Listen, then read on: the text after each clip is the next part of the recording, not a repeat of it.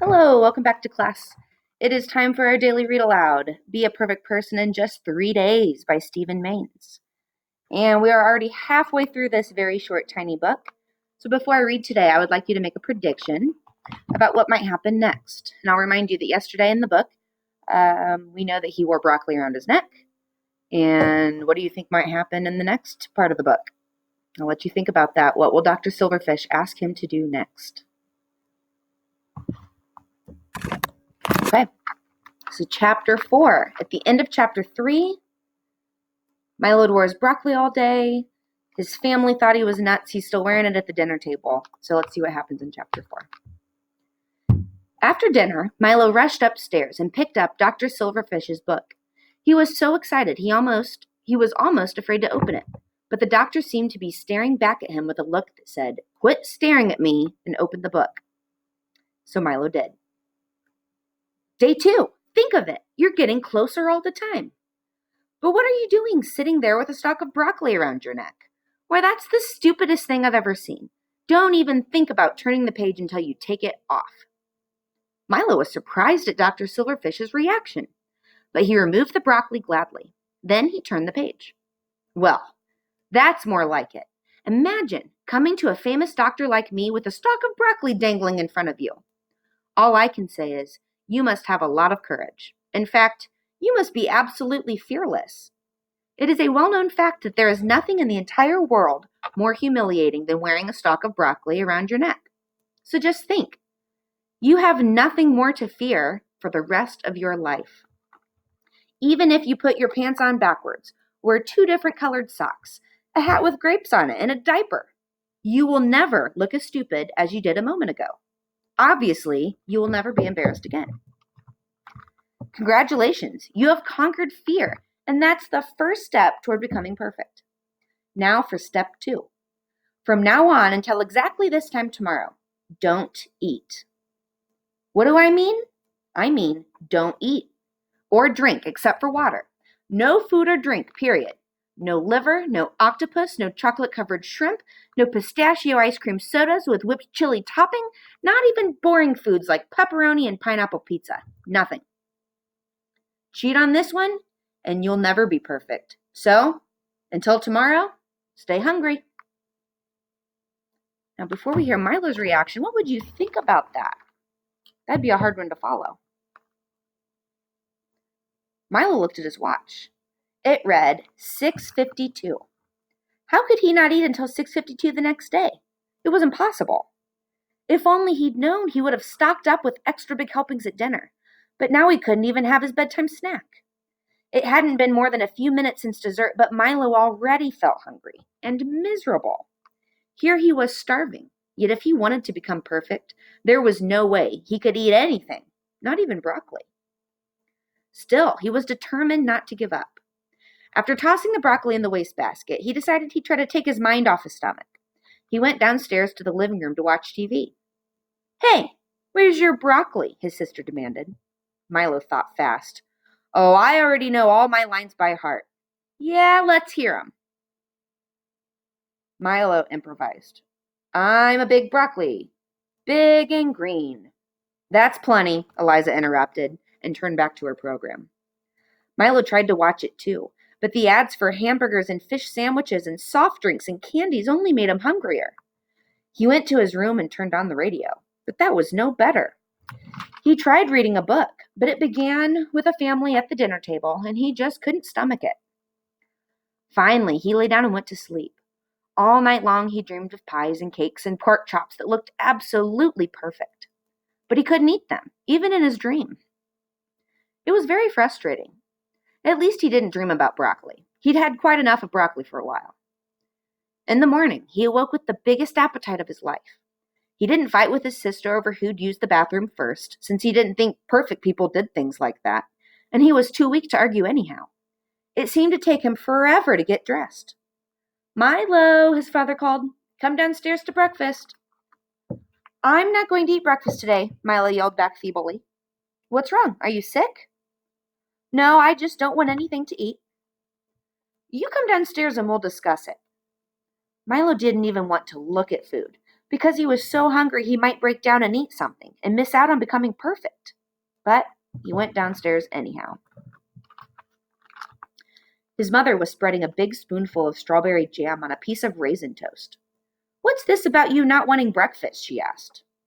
"I'm not going to eat anything this morning," Milo said reluctantly. "Milo had too much broccoli yesterday," laughed Eliza, shoving half an instant waffle into her mouth.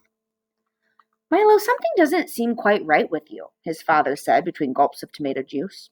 "First the broccoli and now this. Do you feel all right?" Milo nodded weakly. "Are you sure?" asked his father. Milo tried to act peppier. "I'm fine," he said. "Won't you at least have some juice?" "No, I'm not hungry." "Suit yourself," said his father. "Missing one meal never hurt anybody." Milo looked longingly at the cereal, the milk, the juice, the toast, the jelly, the butter, and the instant waffles. He tried not to inhale too deeply, but aromas kept reaching out and tickling his nose. So he felt very proud that he was able to resist temptation and make it to school without having anything but 3 large glasses of water. His classmates kept asking him where his broccoli was today, but Milo told them his illness was cured. The kids called him things like broccoli head and the human vegetable, but now that he knew he was fearless, those names didn't even bother him. Besides, he felt sort of like a human vegetable. By the time lunch hour rolled around, Milo was positively starving. But he was more determined than ever not to eat. He offered his peanut butter and alfalfa sprout sandwich to anybody who wanted it, but he had to feed it to the pigeons. Nobody else was willing to risk catching Milo's strange disease. At the water fountain, Milo held up the line until everybody yelled, "Save some for the fishes!" in chorus for the 5th time. Milo had a lot of trouble getting through the afternoon. His stomach started to complain, and it simply refused to shut up. In the middle of Miss Lexter's English class, it made embarrassing gurgles.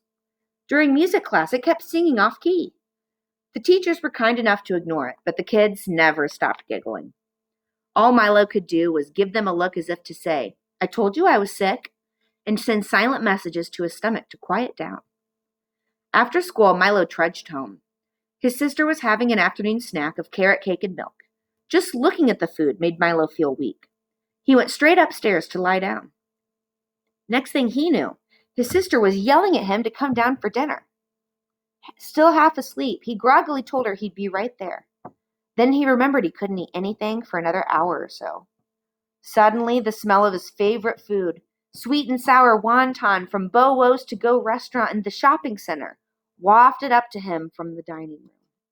And I think about, what would you do if you couldn't eat? What's your favorite meal? "Dinner time, Milo," yelled his father. "Your food's getting cold." The wonton smelled wonderful. Milo had to make a superhuman effort to resist. "I'm not hungry," he said weakly. A minute later, Mr. Crinkly came upstairs and stormed into Milo's room. "What's all this foolishness?" he demanded. "Are you feeling sick?" "Yes," said Milo, and it wasn't a lie. "How?" "My stomach has kind of an empty feeling." "Well, then why don't you come downstairs and fill it up?" "I don't feel like it," Milo said. "Maybe I have the flu. Maybe I'll be able to eat something later." Just then, a book on Milo's desk caught Mr. Crinkly's eye. It was a thin volume, and it had a picture of a peculiar-looking man on the back. Milo hoped his dad wouldn't start flipping through it, but that's exactly what he did. "Be a perfect person in just 3 days," his father said. "Have you been reading this?" Milo didn't quite know what to say. Even though he knew he was fearless, he felt slightly embarrassed. "Well, sort of." Mr. Crinkly looked at the book some more. "It says here you're not supposed to eat anything on day 2. Is that what you're up to?" Milo nodded, weakly. "So that explains it," his father laughed. "Why didn't you tell us?" "I thought everybody would laugh at me, and that's just what you're doing," Milo moaned. "Besides, I wanted to be perfect and surprise you." "I'm not laughing at you," said Mr. Crinkly, and buried his nose in the book again. He was a very fast reader. Milo watched him raise his eyebrows and wrinkle his nose and scratch his ear as he scanned the pages. Then Mr. Crinkly shut the book and laid it on the desk. "You know, Milo, it might be nice to have one perfect person in the family." Please don't tell Mom about it, or especially Eliza. It's hard enough already without her making all those funny remarks."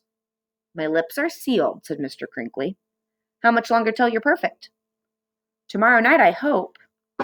"Well, good luck. I'm going down to dinner." And Milo's father went out the door. Milo lay on his bed and listened to his stomach growl until about 6:30. He had read Dr. Silverfish's last commands at exactly 6:52 last night, so he had to wait until 6:53 tonight, since his watch always ran a little fast, to see what Dr. Silverfish wanted him to do next. Milo never knew that time could creep by so slowly. A minute seemed like an hour. 5 minutes may as well have been a year. Maybe when you were almost perfect, time went slower. The hands of his watch crept forward. 6:50, 6:51, 6:52, 6:52 and a half, 6:52 and 3/4, 6:53. Milo grabbed the book and pulled it open. End of day 2. I'll bet you could eat a horse. Hungry? Naturally. Please don't eat a horse. Anything else is okay. When you're finished eating, turn the page. Milo stuck a baseball card in the book to mark his place and went downstairs. The rest of the family was watching TV. "I think I could eat something now," Milo said. "Too late," Eliza sneered. "We finished every last wonton." "Feeling better?" his mother asked. "Yes," said Milo. "Hungry even." "I can rustle something up for you if you can wait until this program is over," said his father. Milo couldn't wait. "Don't bother," he said. He went into the kitchen and fixed himself an excellent supper. He had a sardine sandwich, a peanut butter sandwich, and a bologna sandwich, an apple, an orange, a pear, and a banana, 4 pieces of butter crumb cake, 3 oatmeal raisin cookies, and 2 huge helpings of cherry vanilla ice cream with chocolate fudge sauce, plus a piece of strawberry rhubarb pie for dessert. It wasn't sweet and sour wonton, but it all tasted terrific. Afterwards, Milo felt a lot better, even though his stomach sent up a few strange flavored burps of protest. And that is the end of chapter 4. So I will see you all very soon. Have a wonderful day, and let me know if you have any questions. I'm always available by email. See you later.